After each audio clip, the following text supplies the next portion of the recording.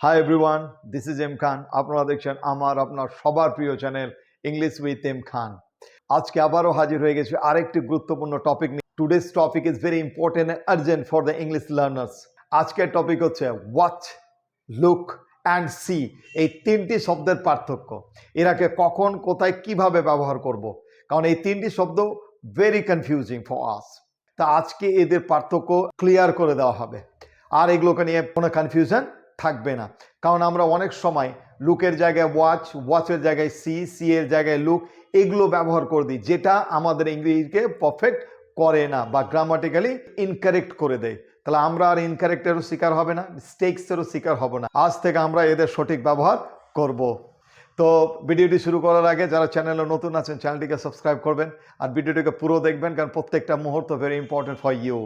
তো চলুন শুরু করি। আজকে প্রথমেই জেনে নেব সি, SEE, সি। এটা কখন ব্যবহার করবে, এর অর্থটাই কি? It means to notice something or people with your eyes. কোনো মানুষ বা কোনো কিছুকে নর্মালি চোখের ব্যবহার করে দেখা, নর্মালি কোনো উদ্দেশ্য ছাড়াই, অটোমেটিক্যালি, এই সেন্সে আমরা ব্যবহার করব সি।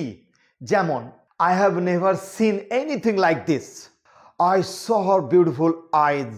তাহলে এগুলো হচ্ছে নর্মালি দেখা। তাহলে সি ব্যবহার করব কখন? নর্মালি দেখার ক্ষেত্রে আমরা সি ব্যবহার করব।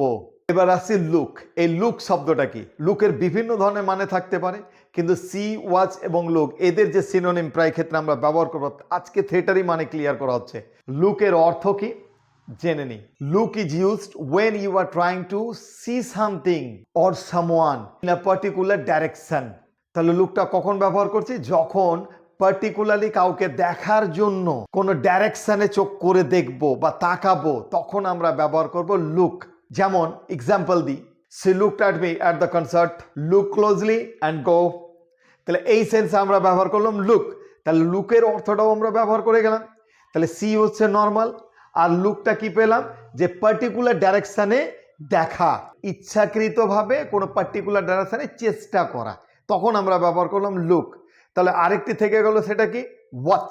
এই ওয়াচ কথাটা তো আমরা জানি, অনেক ক্ষেত্রে ব্যবহার করি, এটাও জানি, ওয়াচ টেলিভিশন, ওয়াচ সিনেমা, এগুলো তো জানি, কিন্তু ওয়াচের একটা নির্দিষ্ট ব্যবহারও রয়েছে, এটা কিন্তু খেয়াল রাখতে হবে।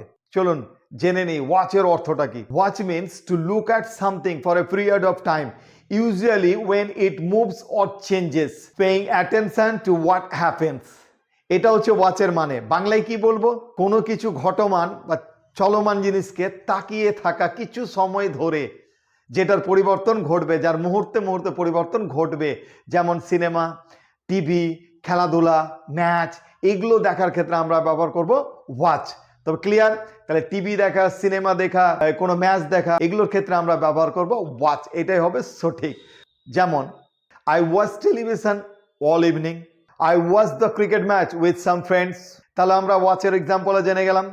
এবার আসি একটু সবচেয়ে গুরুত্বপূর্ণ কথা নিয়ে।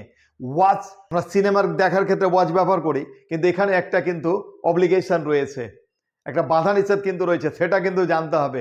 সেটা কি? চলুন জেনে নিই। তাহলে সিনেমা দেখার ক্ষেত্রে ওয়াচ ব্যবহার করব, কিন্তু ওয়াচ ব্যবহার হবে না, সি ব্যবহার হবে। তার কোন ক্ষেত্রে? মনে রাখবেন, সিনেমা দেখতে যাওয়ার আগে আমরা ব্যবহার করব সি, ওয়াচ নয়।